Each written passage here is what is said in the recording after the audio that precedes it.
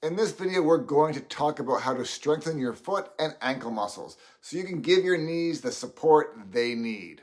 Believe it or not, what happens in your foot and ankle really impacts the position and stability of your knee. So it's important to work at improving them. If you've got weakness in your feet and ankles, we're going to address that today. You've already worked on your glute strength in the previous video, and now we'll be focusing on the foot and ankle strength.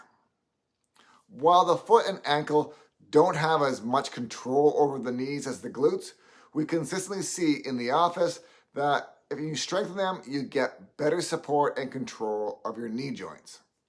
As we move forward, you're going to rely on your foot muscles and toes more. Plus, this is something that will carry over into your walking. There's a video coming up about walking where we'll dive deeper into how you use your feet and toes properly. These exercises should take around 5 minutes, and I suggest you do them every day, but a minimum of twice a week. If you want to progress faster, aim for 3 to 5 times a week, but be careful not to overdo it.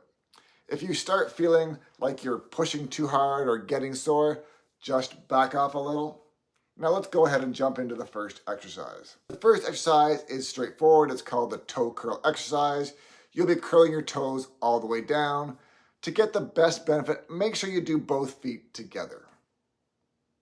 A quick heads up, your foot might cramp up, especially in the arch and even the calf.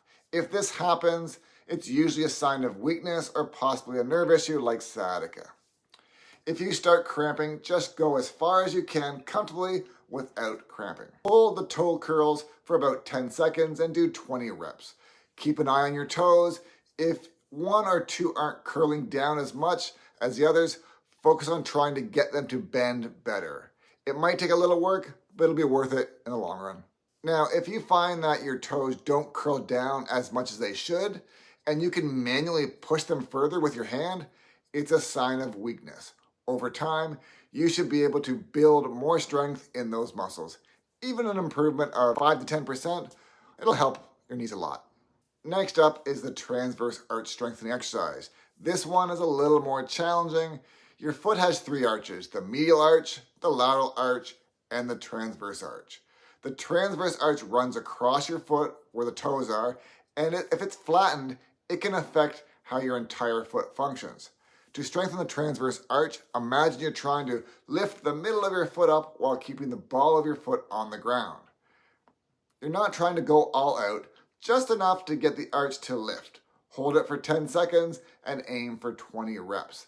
This will take some practice, but it's going to help a lot. You'll be standing for this one. Start by pressing your toes down, but not curling them, and then lift the transverse arch.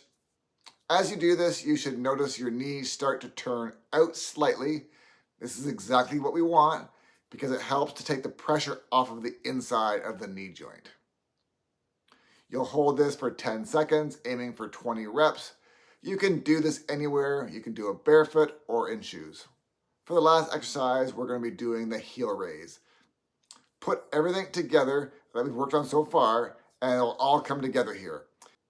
When you're doing the heel raise, think about gripping the ground with your toes, lifting your arch, then lift your heel as high as you can and hold that for 10 seconds. Do 10 to 50 reps depending on your strength level. Your glutes might kick in a while you're doing this, and that's great. Your feet and glutes should work together. After this routine, you should feel your calves and feet muscles work together. Your knees shouldn't hurt. If they do hurt, then it could be a sign of either bad form or maybe you just need a rest day. Don't hesitate to take breaks when needed. Strengthening is important, but rest is also critical. Remember, if you experience cramping, back off a little. Cramping is a sign that you're pushing too hard. It's better to gradually build strength without forcing it. To recap that last one, aim for 10-second holds and do 20 reps for each exercise. You can do these hourly throughout the day if you're able to. If you're progressing well, increase to 50 reps and then even 100 reps for the heel raises. If you can do 100 reps without any pain, that's a great sign you're getting stronger. In the next video, we'll talk about walking and how to combine everything you've learned so far to improve your walking pattern. Stay tuned for the next video.